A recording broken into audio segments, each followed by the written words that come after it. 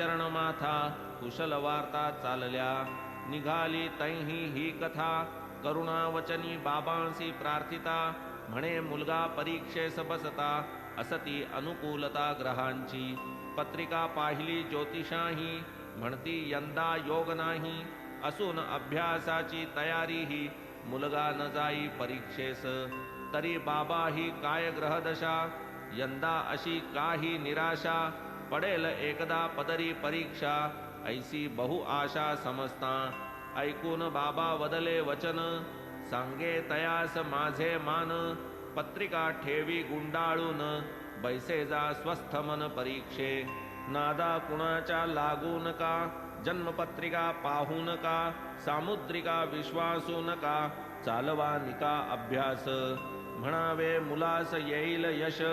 स्वस्थ चित्ते परीक्षेस बैस होऊ